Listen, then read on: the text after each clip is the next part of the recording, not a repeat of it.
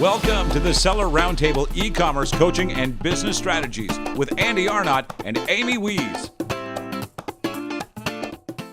How you were getting into, Amazon and stuff, like how, like go a little bit deeper into like how you heard about it and why you decided to give it a try. Were you doing any other work during that time or, was it something that you started pretty early on, like high school or? Well, no, I'm kind of old. I'm 32. Not that old. But so when I got into Amazon, I was about 27. Okay. But I had been doing e-commerce. I guess I kind of skipped over. I've been doing e-commerce since I was like 16. I grew up, my parents didn't have a lot of money. If I wanted, a Misfit shirt and a studded belt and to go and see the Mindless Self-Indulgence concert, I had to pay for that. Or if I wanted a car, I had to pay for that. So I always had a job. I mean, like literally, I remember on my 15th birthday, my mom drove me to the school so that she could get me working papers so that I was working. Okay. And I'd been mowing lawn, shoveling snow. I was making like $500 a week when I was 15, shoveling snow and mowing lawns. It was crazy. Because I was just good at it. Like, I was really good. Like I just scheduled things. It just was like, okay, I'll just mow lawns on all weekend and make good money from it. And, but I was doing e-commerce when I got into doing the battle bots. What I found was that I could buy heavy equipment like lathes and milling machines for scrap. So you'd buy them by the weight. Okay. So like if something weighed 200 pounds and it was 70 cents a pound, pay $150 for it. And you could break down a lot of that old equipment and sell it piece by piece and buy the gear and sometimes buy the bolts.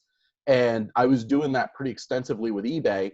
And then I had a real, people I think don't talk about failures enough.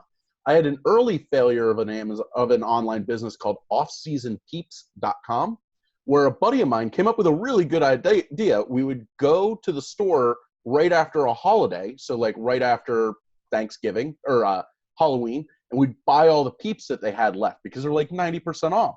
And then we'd sell them on our website, offseasonpeeps.com.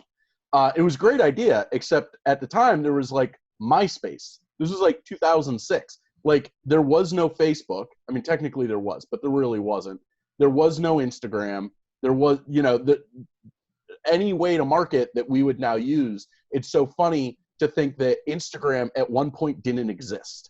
We were in a period before that. You know what I mean? So we never really sold any because we didn't know how to build a target market.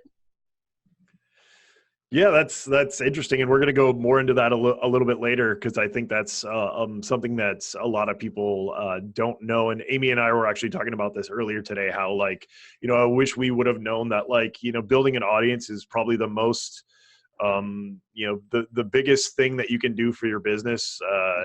For any business is to build an audience, because once you have an audience, then they know and trust you, and then then you really don't have to sell. You're just presenting people with what you have, and they know and trust you, and trust Absolutely. your brand or whatever.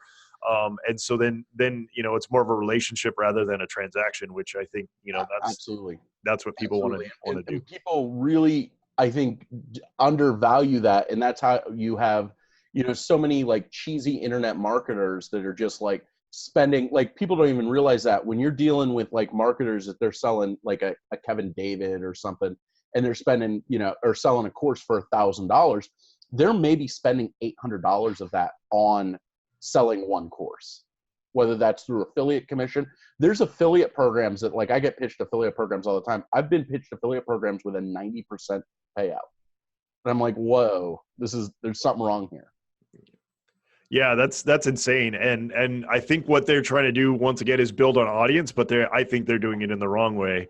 They're using the crowbar method rather than, more of the Gary V, jab, jab, jab, right hook, the more of that kind of theory where you just give value and everything else will come along with it. Thanks for tuning in. Join us every Tuesday at 1 p.m. Pacific Standard Time for live Q&A and bonus content after the recording at SellerRoundtable.com. Sponsored by the ultimate software tool for Amazon sales and growth, SellerSEO.com and AmazingAtHome.com.